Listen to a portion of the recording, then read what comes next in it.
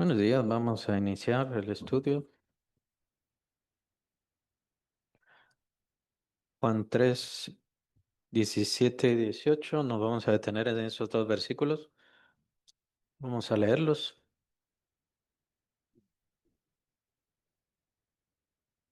Y siempre recordemos Juan 3, 16. Siempre recordemos Juan 3, 16. Es el clásico, ya lo sabemos de memoria. Este 17 y 18 viene a llenar y a ahondar un tanto más en los temas que viene el Señor dando, como lo vimos la semana pasada sobre el versículo 16.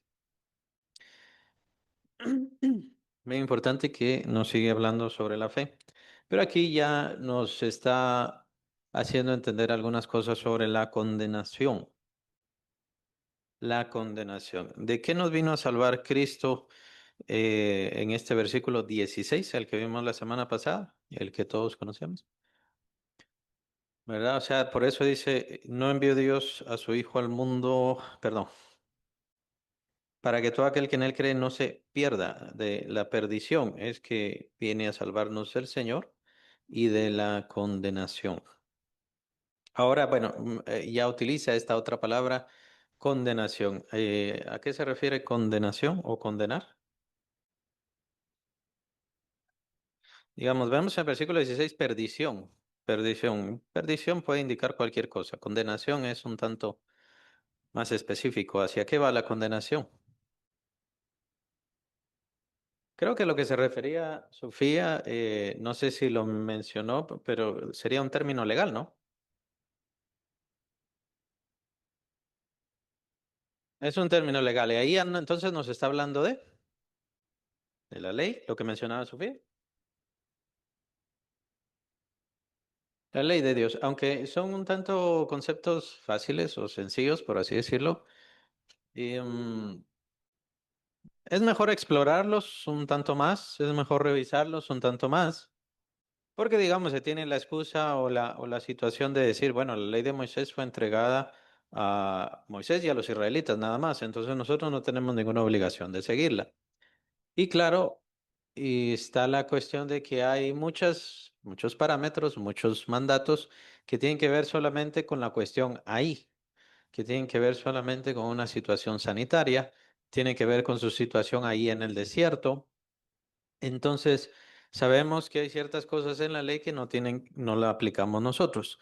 Y por supuesto, la otra muy importante que está en la ley, la cuestión de las fiestas y la cuestión del sacrificio. Los sacrificios, nosotros no debemos practicarlos, los sacrificios no tenemos nada que ver nosotros con ellos. Entonces alguien podría decir, bueno, si le quitan tantas cosas a la ley, entonces ya no queda nada de ley, ya está toda trasquilada, por así decirlo, entrecortada. Y ahora, ¿será que entonces tenemos que descubrir cuál es la ley universal? ¿Cuál es la ley que condena al hombre? Porque es lo que menciona el Señor Jesús. La ley de Dios es un término muy vago, muy general, porque entonces van a decir la ley de Moisés, y acabo de mencionar, a esa ley hay que trasquilarla mucho, ¿no? Entonces, tiene que haber una ley universal, o vamos a entenderlo como ley universal que se aplica a todo ser humano, a cada ser humano.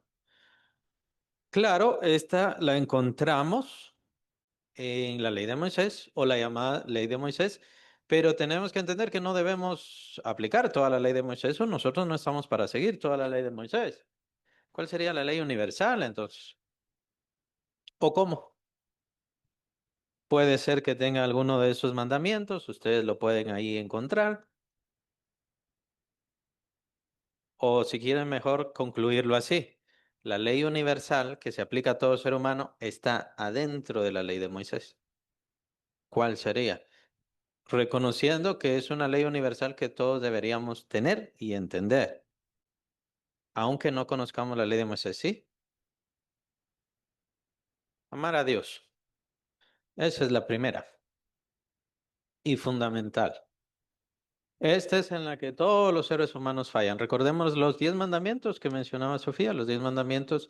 Recuerden que los primeros mandamientos están dedicados a Dios. Si no estoy mal, son los primeros 3 mandamientos o 4, están dedicados a Dios.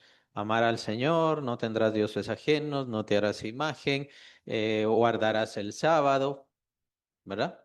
Además están otros mandamientos que tienen que ver ya sea con la ofrenda, pero como dije con respecto a los sacrificios, nosotros entonces ahí lo tenemos que adaptar hacia nuestra entrega, nuestro sacrificio de alabanza y de entrega a Dios y demás cosas.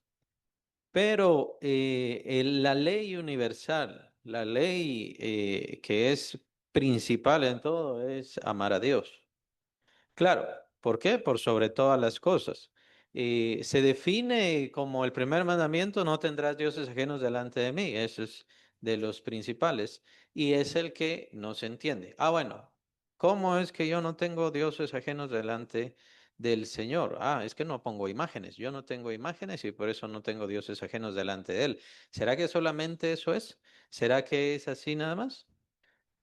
El placer, o sea, poner cualquier cosa, ¿lo podríamos definir así? Poner cualquier cosa antes que Dios o como más importante que Dios. Ahí está. Ya con eso estamos quebrantando este mandamiento, amar a Dios. ¿Será que obedecer a Dios tiene que ver? ¿O no obedecer a Dios? Tiene que ver con, o ya definiéndolo como hijos de Dios que somos. Como hijos de Dios que somos, si nosotros no obedecemos a Dios, ¿dejamos de ser hijos de Dios? Si ya tengo el Espíritu Santo, no, no dejo de ser hijo de Dios. Sí tengo el Espíritu Santo, pero no estoy amando a Dios. El Señor es bastante claro, el Señor es tajante. Ahí no hay que darle vueltas y vueltas y vueltas.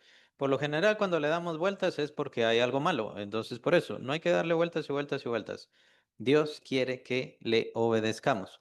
Quien me ama, guarda mis mandamientos. Capítulo 14 de Juan, lo dice el Señor Jesucristo y Él es la mente de Dios principal. Entonces, y si no obedecemos a Dios, ninguna otra cosa vale nada. Ninguna otra cosa. Puedo ser hijo de Dios, pero también depende qué tanta sería mi desobediencia. El apóstol Juan lo dice claramente, capítulo 3 de Primera de Juan, nadie puede, que tiene la simiente de Dios, no puede practicar el pecado, o sea, no puede mantenerse en desobediencia contra Dios franca, si tiene la simiente de Dios, o sea, si tiene la naturaleza de Dios, no puede quedarse ahí. Por eso en realidad ya viene a ser una evidencia.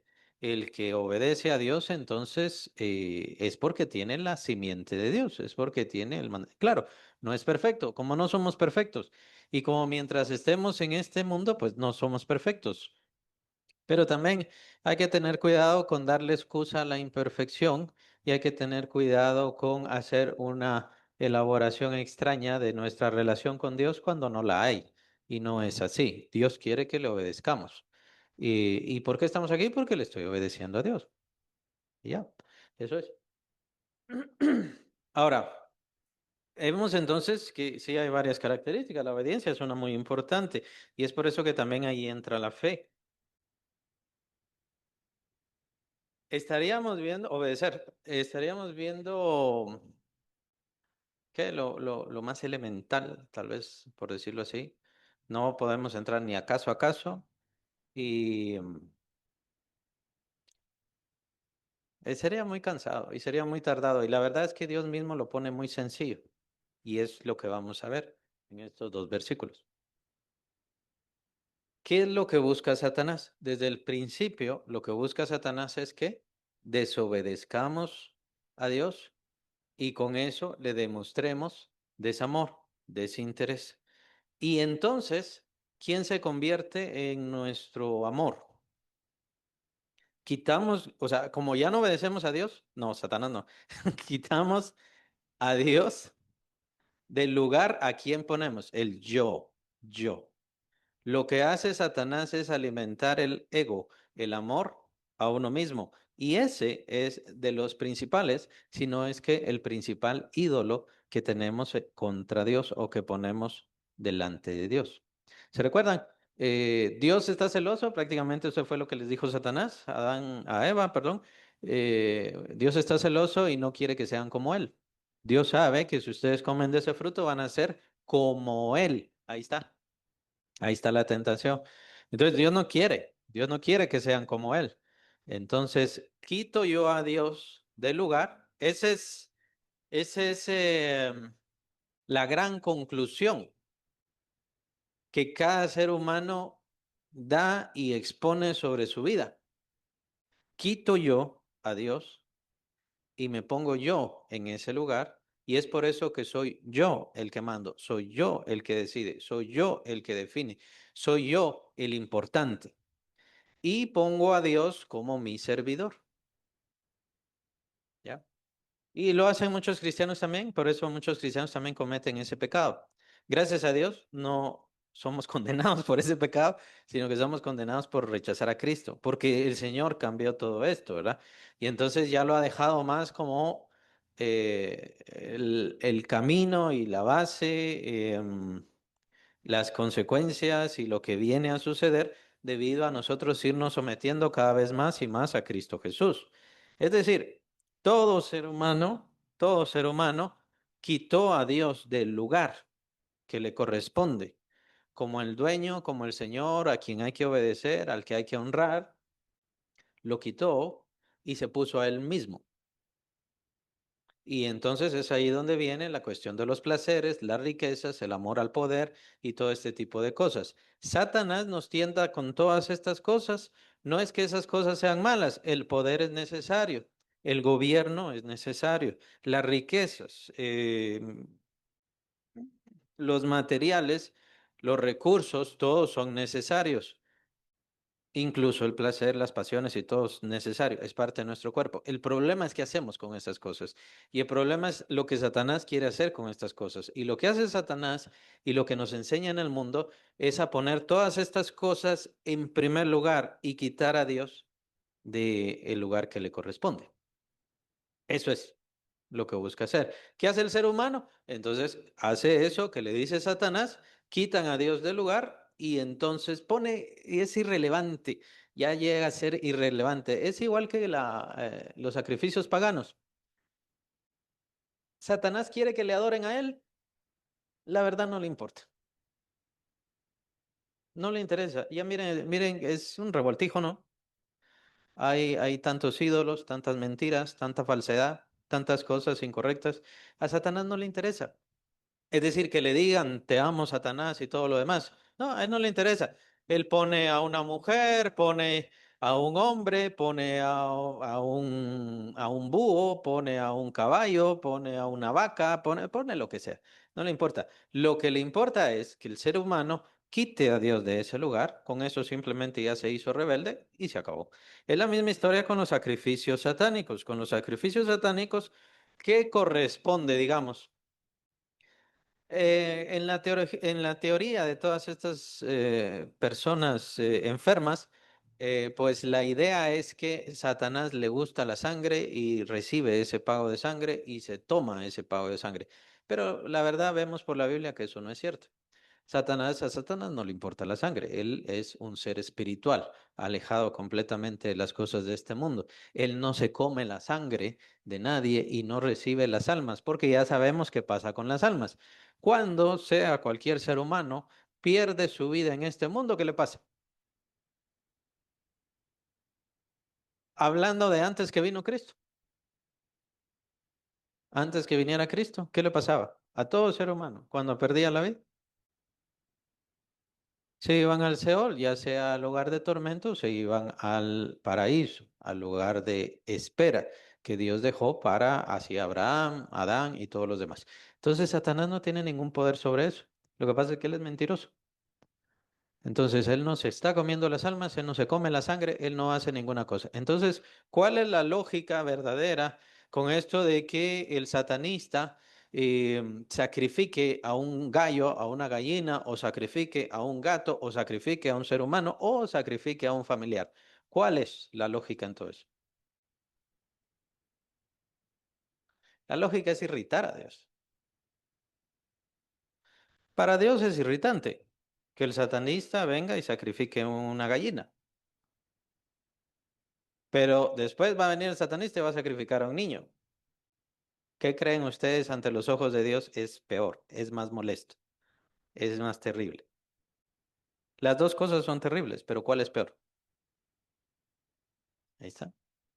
Entonces, ¿cuál es la lógica en todo esto de los sacrificios satánicos y todo lo demás? Es irritar a Dios. Y al irritar a Dios, esa persona queda completamente vacía de Dios, alejada de Dios, desinteresada de Dios. Es lo que menciona el Señor Jesús sobre el Espíritu Santo. ¿Se recuerdan? La blasfemia contra el Espíritu Santo no se va a perdonar. No quiere decir que la blasfemia contra Él sí se perdone o no hay problema con eso, sino que la blasfemia contra el Espíritu Santo viene a ser más fuerte. Bien, entonces, Satanás, el propósito que tiene es alejar a las personas de Dios. Eso es. No importa qué ídolo sea, no importa a qué se le esté adorando, si es un animal, si es lo que sea. Por eso es que a Dios le irrita. A Dios le irrita entonces, ¿qué? Le quiten su lugar. Otras cosas digan que es mejor que Él, o más importante que Él, o más valioso que Él. A Dios le irrita eso. Y simplemente con eso, sea cual sea el nombre, por eso es que no hace falta que nos estemos ofuscando tanto en ver cuáles son las ideas idolátricas de las personas, simplemente con quitarle a Dios del lugar que le corresponde, con eso ya la persona ha deshonrado a Dios, ha desobedecido a Dios, ha insultado a Dios, ha molestado a Dios. Y es por eso que cada persona simplemente con alejarse de Dios ya tiene la condenación sobre sí. ¿Se dan cuenta? Ahí está la ley universal. La ley universal obviamente está en Moisés. Ellos, los israelitas, tuvieron una ley mucho más clara, una palabra de Dios mucho más luminosa, resplandeció mucho más.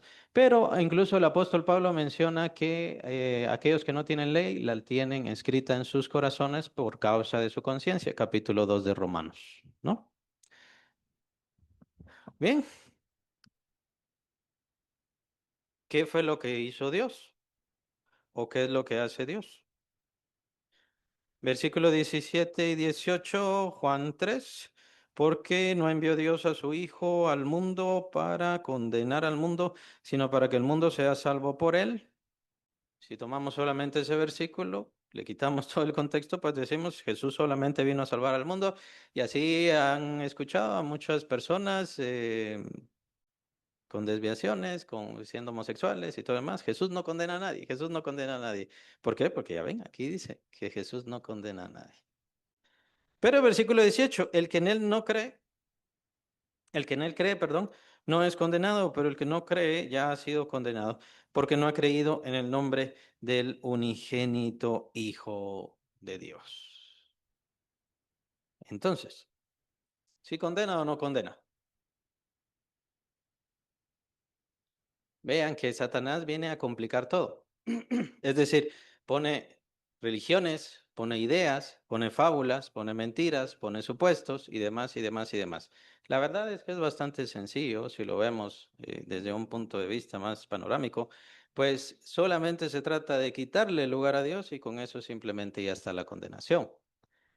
Y la forma con la que viene Cristo Jesús, pues viene a ser un tanto igual, un tanto similar, solo que mucho más clara, porque Cristo Jesús sí vino, Cristo Jesús sí caminó con las personas, se manifestó, se mostró como el Hijo de Dios, y lo único que pide Dios es, cree en mi Hijo.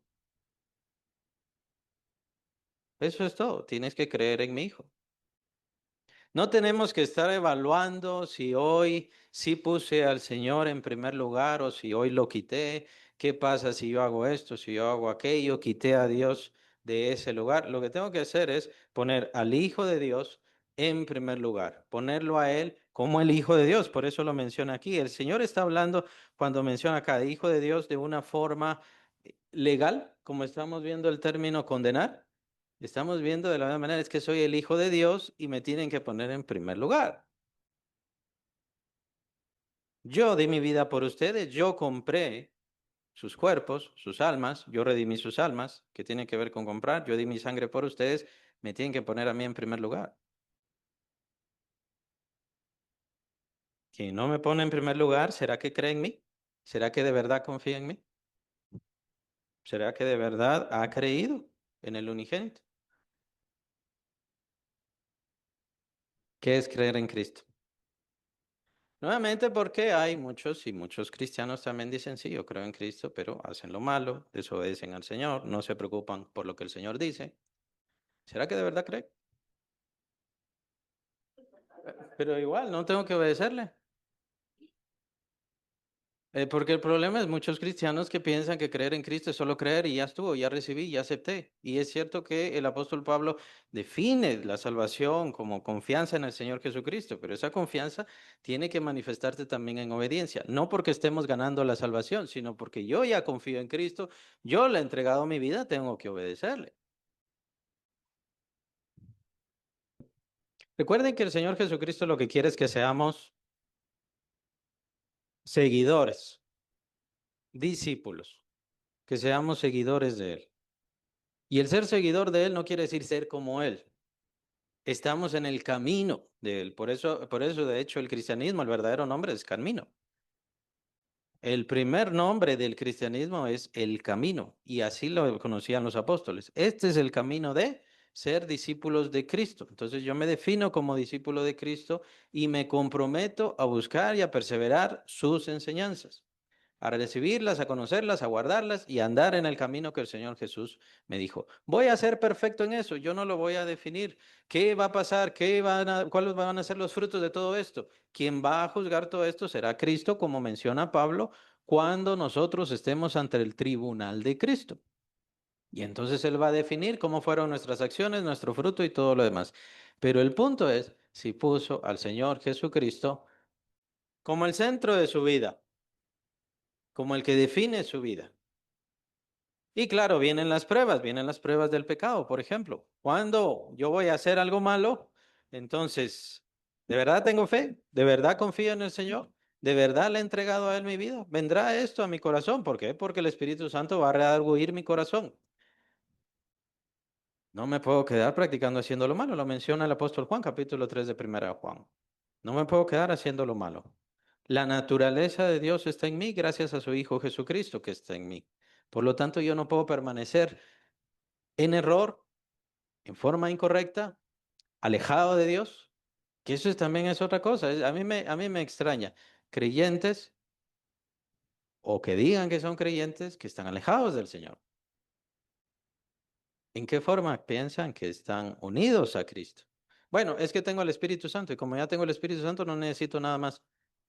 Pero el mismo Espíritu Santo tiene que estar tocando su corazón para que se acerque a las cosas del Señor como lo hizo con Cristo Jesús, digámoslo así, o mejor dicho, como era la naturaleza de Cristo aún a los 12 años. ¿No sabéis que en los negocios de mi Padre me es necesario estar? Esa es la naturaleza de Cristo y esa es la naturaleza que está en nosotros por el Espíritu Santo. Entonces, ¿qué pasa? Que el creyente tiene que estar en los negocios de Dios. Si de verdad es creyente, si de verdad es hijo de Dios, si de verdad le ha recibido, tiene que estar en los negocios de Dios. ¿Cuándo? Toda su vida, toda su vida. Y esa fue la vida del Señor Jesucristo. El Señor Jesús no descansaba ni un solo día, aun cuando se fueron de retiro con los discípulos, aun cuando los discípulos ya estaban cansados, cargados de tanto trabajo. Bueno, vamos al desierto, vamos. Aún así, allá fueron a buscar al Señor Jesús y allá el Señor Jesús los atendió. Porque seguía trabajando, seguía sirviendo. Por eso él decía, yo tengo un alimento, pero el alimento es, mi verdadero alimento es que cumpla la voluntad de Dios, la voluntad de mi Padre. Y eso es lo que viene el Señor Jesucristo a enseñarnos a nosotros. Ahora, ¿cómo definimos mi entrega, mi fe y todo lo demás? Bueno, eso ya es cuestión del Espíritu Santo, por eso estamos perseverando en la iglesia, por eso estamos perseverando en la enseñanza. Cada quien tiene que tener su propia perseverancia, su entrega a la doctrina, a la fe, a sus devocionales personales. Cada quien tiene que hacer eso. No le tienen que estar obligando, no le tienen que estar imponiendo a nadie. Usted va a definir su fe, usted va a definir su propio crecimiento. El crecimiento lo da Dios por el Espíritu Santo que está dentro de usted, pero usted va a definir su propio crecimiento. Pero aquí es donde entra tan importante esto. ¿Cómo ha cambiado este sentido natural de Dios, quitar a Dios, poner a un ave, lo menciona capítulo 1 de Romanos, el apóstol Pablo, como el hombre quita a Dios de su lugar y pone cosas semejantes a los animales o con semejanza de animal y de diferentes cosas de seres humanos también, precisamente para decir ese es Dios. Pero la idea en realidad no es decir que ese sea Dios, sino el verdadero Dios soy yo. Soy yo quien decide, soy yo quien define, soy yo quien determina. ¿Cómo termina el ser humano en esa situación? En sentido de rebelión, y lo menciona capítulo 53, versículo 6 de Isaías. Cada cual, todos nosotros somos como ovejas, cada cual se apartó por su camino. Capítulo 1 de Jueces menciona que cada quien hacía lo que bien le parecía. Y así es el ser humano, cada quien hace lo que bien le parece. ¿Por qué? Porque han quitado a Dios del lugar que le corresponde en sus corazones, en sus vidas, y se ponen ellos mismos. Y aquí es donde vienen las concupiscencias que menciona Santiago. Mi concupiscencia es el placer, la riqueza, los vicios o cualquier otra cosa, y ese termina siendo mi Dios. O mi amor a mí mismo, ¿no? Entonces, es importante para el creyente, siendo verdadero creyente, que quite esa condición natural humana de quitar a Dios, que quite esa costumbre que sí tuvo, que sí heredamos, todos nosotros la heredamos. Tengo que quitar mis ídolos, tengo que quitar mi otra razón de adoración y por la cual yo me alejo de Dios. Lo quito del centro y voy a poner a el Hijo de Dios, al Señor Jesucristo, en ese lugar. Y eso es básicamente la vida cristiana.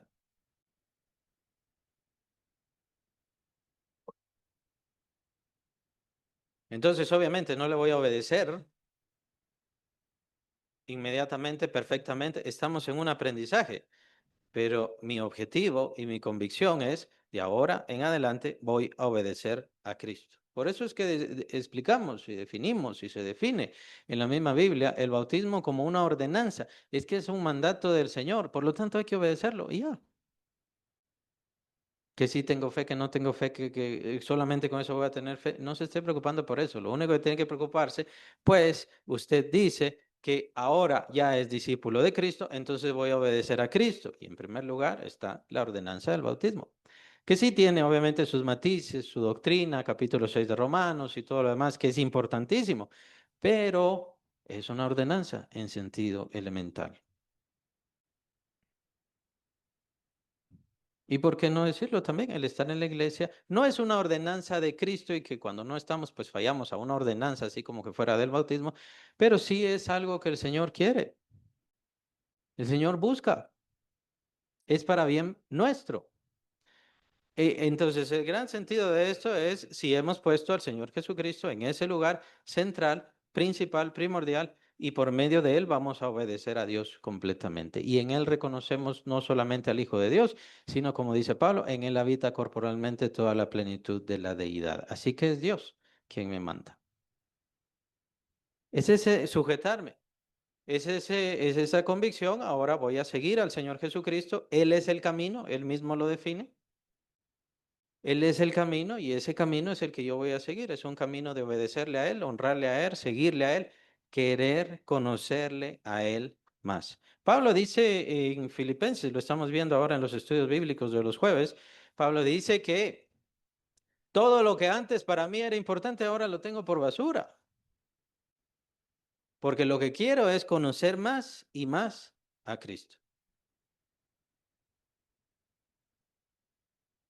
El Señor Jesucristo es el gran conocimiento, es el sentido excelente. Y Dios ha puesto entonces y ha definido entonces todo el juicio para todos los seres humanos sobre su Hijo. ¿Cuál es su convicción sobre su Hijo? ¿Cuál es su idea sobre su Hijo? ¿Qué es lo que piensa sobre su Hijo? Sobre el Hijo de Dios. Y de ahí es de donde viene la condenación.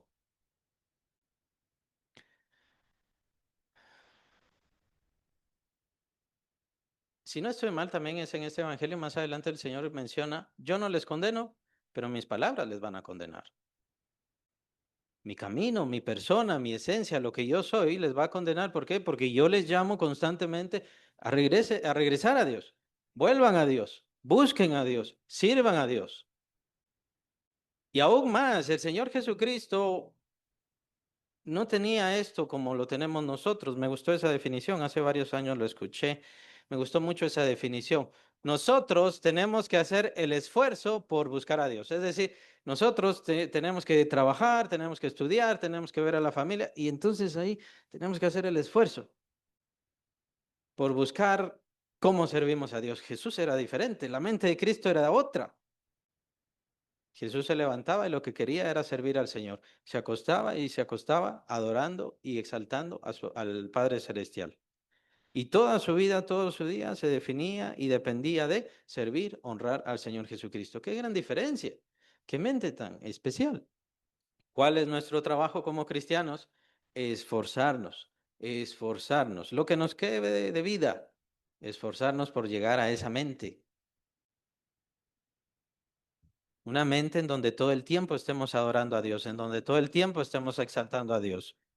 No se trata de ser perfecto, no ser perfecto, soy perfecto ante los hombres o lo que sea, no se trata de eso, se trata de que tengamos ese anhelo como menciona Pablo en el capítulo 2 de Filipenses. Yo lo que hago es dejar todas estas cosas que eran importantes para mí, lo dejo porque lo que quiero es ganar y preservar y esforzarme por el conocimiento de Cristo, conocerle cada día más, comprenderle cada día más. Si queremos verlo en un buen sentido, en un muy buen sentido, Pablo estaba obsesionado con Cristo Jesús y había perdido todo otro interés, todo otro deseo, toda otra necesidad. En cierta forma, es lo que nos manda la palabra de Dios. Por eso dice el Señor, ¿se recuerda el gran mandamiento? Que dice el Señor Jesucristo es el Shema, capítulo 6 de Deuteronomio, el Shema. Oye Israel, ¿se recuerda? ¿Cuál es el mandamiento? Amarás al Señor tu Dios con todo tu corazón, con toda tu alma, con toda tu mente y con todas tus fuerzas, que es lo que añade el Señor Jesucristo, con todas tus fuerzas. Eso es regresar a Dios, eso es volver a Dios.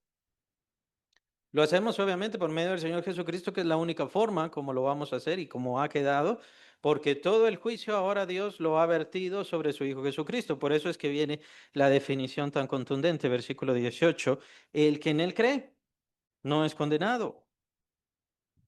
El que en él cree no es condenado, pero el que no ha creído ya ha sido condenado, ya ha sido condenado. ¿Cuál es nuestro llamado al mundo, a las personas? ¿Cuál es el sentido de nuestro evangelismo?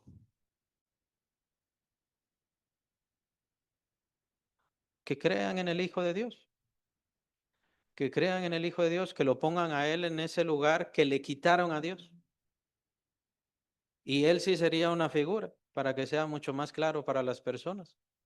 Dios le dice a Moisés y le dice al pueblo, en el monte tú no viste a nadie, por lo tanto no te vas a hacer imagen de nada. No vas a hacer ninguna imagen y decir que soy yo. En el monte no viste a nadie. Ahora, ese anciano de Días ya lo veíamos desde el Antiguo Testamento, ¿no? Y el anciano de Días, hasta donde sabemos, es el mismo Señor Jesucristo, quien más adelante se sienta, perdón, a la diestra del Padre, en el trono mismo del Padre, lo menciona el Señor en Apocalipsis. Así que más adelante se iba a manifestar el Hijo de Dios, más adelante se iba a manifestar este ser que para nosotros es tan familiar porque es tan humano como nosotros y que ahora está sentado a la diestra de Dios y por medio de él, él es el camino por el cual nosotros llegamos a la misma presencia de Dios. A la misma presencia de Dios, a honrar a Dios, a agradar a Dios, a ser cada vez más perfectos, a ser mejores humanos y con eso pueden meter todo lo demás. Mejores padres, mejores hijos, esposas, esposos, por medio de Cristo. En Él están encerrados todos los secretos de la sabiduría, dice el apóstol Pablo. Por eso es que Pablo quería conocer más y más y más de Cristo Jesús. Los cristianos tienen problemas en su matrimonio. ¿Por qué no conocen más de Cristo? Los cristianos tienen problemas para criar a sus hijos. ¿Por qué no se esfuerzan en buscar más a Cristo? Y por supuesto, esto también son de las falacias mismas del diablo, ¿no? Y solo, Señor, haz tu abracadabra y entonces ya que todo se resuelva mágicamente. Te pido, Señor, que haga las cosas y ya estuvo que se resuelve. Es cierto que Dios tiene poder y Dios hace las cosas de forma maravillosa, pero Él nos pide cosas, Él nos demanda algo. Cuando yo le pido al Señor, Señor, resuelve mi matrimonio, Señor, ayúdame en mi matrimonio, en primer lugar lo que tengo que buscar es qué es lo que quiere el Señor que yo haga en mi matrimonio, qué tengo que cambiar, que me dé paciencia, que me dé tolerancia, que me revele en qué estoy fallando. ¿En qué estoy fallando, por así decirlo, en cuanto a mis hijos? Tal vez me estoy acercando de una forma incorrecta entre ellos. Tal vez. Pero muchas veces el ser humano no se convence ni siquiera por otros seres humanos. De hecho, muchas veces los creyentes no se convencen ni siquiera porque vienen a la iglesia. Ese es el problema de no comprender y de dejar de creer en la palabra de Dios. Como ya lo he dicho, hay muchos, y especialmente entre los fundamentalistas, que han dejado de creer en la palabra de Dios. Ya lo ven como un sentido intelectual nada más. Mucho conocimiento, mucha inteligencia. Es buena la inteligencia, es bueno el conocimiento, pero es mejor la fe. Es mejor la fe. Dios nos está hablando. No se trata de obedecer a los hombres, se trata de obedecer a Dios. ¿Qué es lo que Dios quiere? ¿Cómo quiere Dios que yo cambie mi forma de hablar, mi forma de pensar, mi forma de sentir? El Señor Jesucristo habló de todo eso, de la abundancia, ¿se recuerdan? De la abundancia del corazón. Y entonces, ¿de qué está llenando su corazón?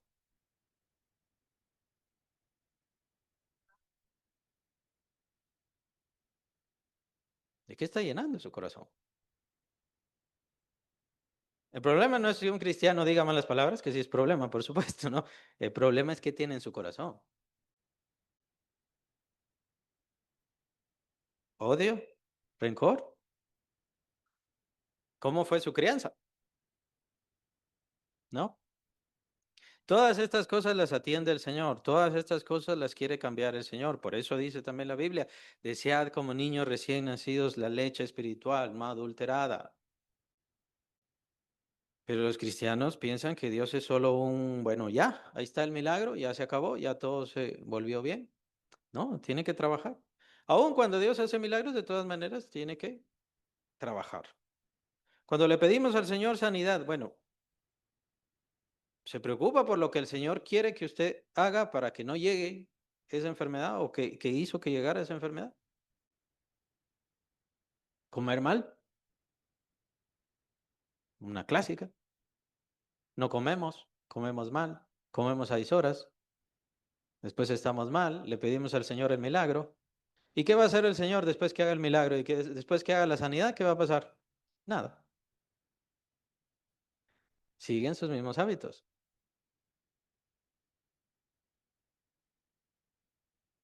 ¿Les parece coherente que el Señor haga eso?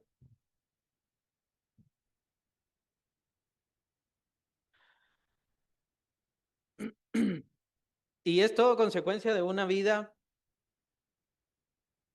de un crecimiento, de un desarrollo en el cual como seres humanos y en donde aprendimos a hacer lo malo, pues quitamos a Dios de su lugar y nos ponemos nosotros mismos, sea cualquier cosa, nuestros placeres, nuestra vanidad, nuestros gustos, nuestros deseos, en donde no queremos servir y honrar a Dios.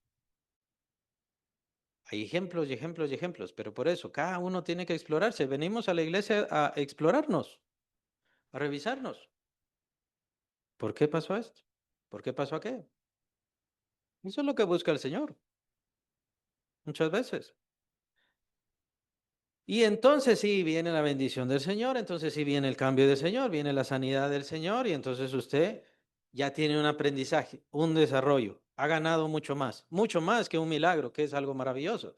Ha ganado mucho más, ha ganado madurez, sabiduría, comprensión de Dios.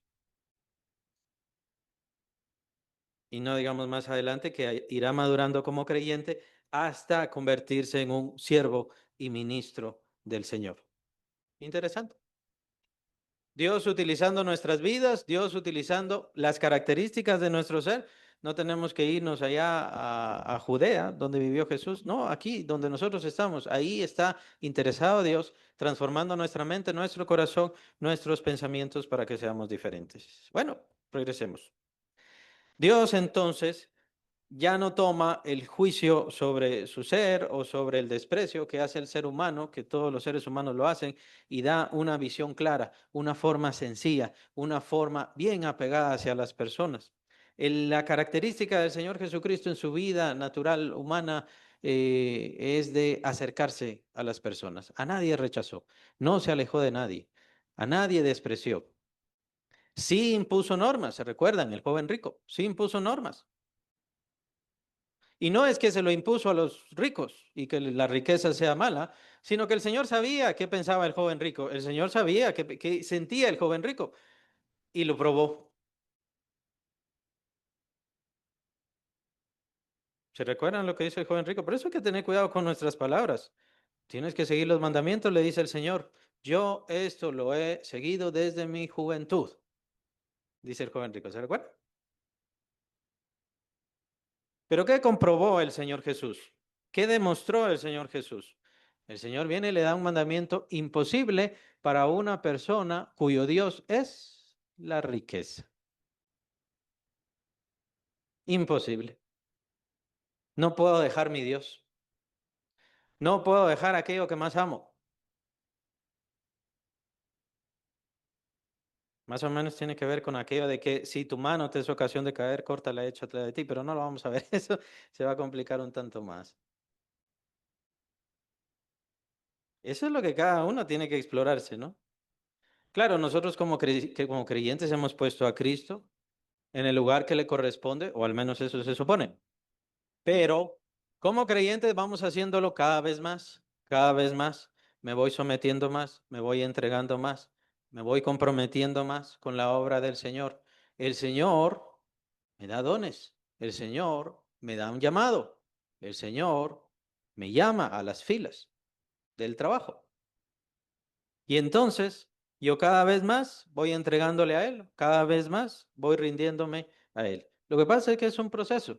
Muchos se cansan en el proceso, muchos ni siquiera quieren entrar en el proceso o cuando viene ese momento de confrontarse, de confrontación, ese momento en donde Jesús le dice, o yo, o lo que más amas, ya eligieron lo que más amaba.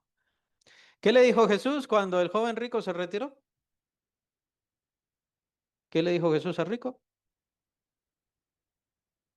¿Qué le dijo Jesús al joven rico cuando se retiró el joven rico? Nada.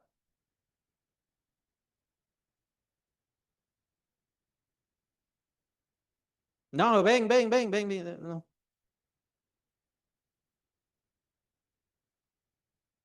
Ya demostró que era lo que sentía, ya demostró que era lo que pensaba. Muchas veces puede ser que nos pase así.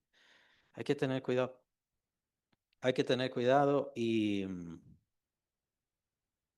no por nuestra salvación, obviamente, ya lo hemos definido, ya está bastante claro. El que recibe el Espíritu Santo queda marcado para la salvación, ese es el sello de nuestra salvación, ya estuvo. Pero estamos hablando ahora de nuestras convicciones, ¿no? Y es lo que procuramos hacer con las demás personas. Consideren entonces esto de una forma muy sencilla que a las personas que no conocen a Cristo, esas personas no tienen a Dios en ese lugar central. Imagínense eso, ¿no? Ese pedestal o ese trono de sus vidas, en ese lugar no tienen a Dios, han quitado a Dios. Por eso es que no tienen la vida eterna, por eso es que no conocen a Dios. Lo quitaron, quien quiera que sea.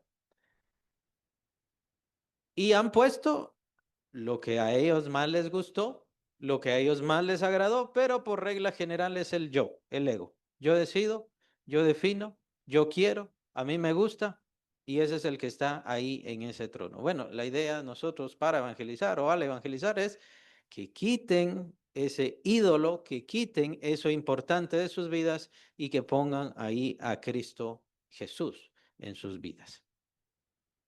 Es obviamente mucho más difícil mucho más difícil hacerlo que decirlo, pero para eso nos arma el Señor, para eso nos arma el Espíritu Santo, para eso nos ha llamado el Espíritu Santo.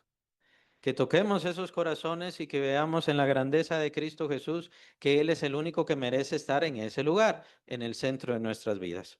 Vean cuán soberbio es el ser humano, ¿no? Porque el universo y toda la creación, el cielo, tiene solamente un trono glorioso, un trono principal, una autoridad por sobre todas las cosas, y esa es la autoridad de Dios. Es el único que está en ese trono y por sobre todas las cosas. Toda la creación obedece solamente a uno, pero los seres humanos no. Nosotros los seres humanos no. Claro, nosotros como creyentes hemos puesto a Cristo Jesús, pero ¿qué tanto se rinde, qué tanto se obedece? Eso es parte del crecimiento espiritual. Pero en cuanto a los seres humanos, les cuesta poner ahí a Cristo. Y el mensaje del Evangelio, o sea, el mensaje de Cristo Jesús entregando su vida, muriendo por nosotros, entregando su sangre y todavía haciendo la justificación y todo lo que menciona el escritor de Hebreos en el cielo mismo, eh, pues debería hacer entender a los seres humanos que el único que merece estar en ese lugar central, el único que merece estar en ese lugar primordial, es Cristo Jesús. Y por eso es que seguimos predicando. Y por eso es que seguimos evangelizando. Y por eso es que seguimos enseñando. ¿Por qué? Porque muchas veces los cristianos todavía no ponen en ese lugar central. Todavía hay cierta rebelión. Todavía hay cierta rebelión, más que nada en sus conceptos, más que nada en su diario vivir. Pero la idea es que cambie y verá la gloria del Señor Jesús. Empiece a rendirse más a Él y verá la gloria del Señor Jesucristo. Verá cómo Él hace la obra, verá cómo Él se manifiesta, tendrá una relación de amor, de cercanía con Él, se entregará, Él le bendecirá grandemente y su fe será cada vez más fuerte.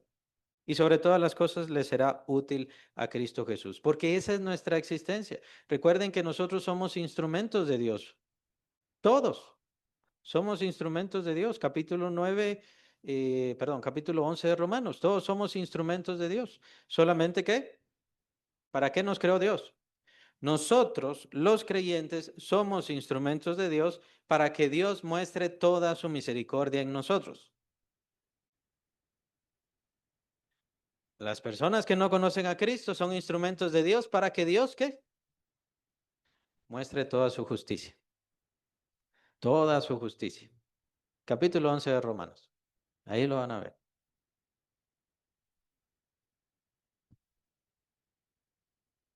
Es bien interesante, ¿no? Todo el juicio entonces ya deja de ser sobre conocer a este Dios invisible, por así decirlo, y se convierte en comprender y entregar. Es decir, es un mensaje tan claro, tan fácil, tan sencillo. El Señor Jesucristo lo dio todo por usted, por amor. Él es el que merece estar en el centro de su vida. Él merece toda su obediencia, toda su entrega, todo su amor. Él lo merece. ¿Por qué es difícil? ¿Por qué es difícil? ¿Por qué cuesta? Porque todavía seguimos siendo naturalmente humanos. Y como nos recordamos tanto de que fuimos vendidos al pecado, nos sigue costando. Todavía nos duele. De hecho, esa es la razón por la cual dice el apóstol Juan que sus mandamientos no son gravosos. Los mandamientos de Dios no son gravosos para aquel que está entregado a Dios, para aquel que cuyo amor, alegría y dicha es servir, honrar y alegrar a Dios. Pero si tengo otros dioses, me va a costar. No sé, no sé cómo le hacen los idólatras, ¿no? Teniendo tantísimos dioses, teniendo ahí la gran fila de dioses. Tengo que honrar a este, tengo que honrar a este, tengo que honrar a esta, tengo que honrar aquí, tengo que honrar allá. Qué difícil es. No, solo hay un Dios. Solo hay un Dios. Y él define claramente a los idólatras. Los idólatras no están adorando una multitud de dioses. Los idólatras están adorándose a sí mismos y están rechazando al Dios vivo y verdadero. Lo están rechazando. Billy Graham, al final de su vida, pues dijo, yo creo que la misericordia de Dios es tan grande. ¿Se recuerda aquel que evangelizó a millones de personas hasta donde se sabe? Yo creo que la misericordia de Dios es tan grande que va a decirle a los musulmanes, entren al cielo, que le va a decir a los hindús, entren al cielo, que le va a decir a los mormones, entren al cielo, porque la misericordia de Dios es tan grande. ¡Qué desviación! Pobre hombre, no sé si ya estaba un tanto senil y pues estaba hablando incoherencias totalmente. Es bien definido, claro. Ahora el juicio se vuelca hacia el Hijo de Dios y ya. No creyó en el Hijo de Dios, no lo puso en ese lugar. Bueno, a la condenación, por definición. Que de por sí ya estábamos condenados, o sea, no es ninguna sorpresa, no es nada extraño, no es nada incorrecto. Ya estábamos condenados. Versículo 16, lo vimos la semana pasada, ya estábamos perdidos, ya estábamos perdidos. Ahora viene y dice el Señor Jesús, ya estábamos condenados. Por eso vino el Hijo de Dios a rescatarnos, a librarnos de esa condenación, librarnos de esa perdición. Y nos da la oportunidad clara, perfecta. Y la gente lo desprecia. ¿Por qué? Por la misma idea. No quieren poner al Hijo de Dios en ese lugar central, en ese trono de sus vidas, de su ser, de su corazón, de su amor. No lo quieren poner ahí. Y por eso también hay quienes les cuesta, cuando vienen a la iglesia, empiezan a hacer la prueba de cristianos, empiezan a probar su cristianismo, pero nunca pusieron a Cristo en primer lugar. Entonces, ¿qué pasa? Cuando se dan cuenta que el Señor exige, que el Señor exige, que el Señor demanda, que el Señor quiere, entonces, no, no lo quiero hacer. Tarde o temprano, algo pasa y se aparta porque en sus corazones Cristo nunca reinó.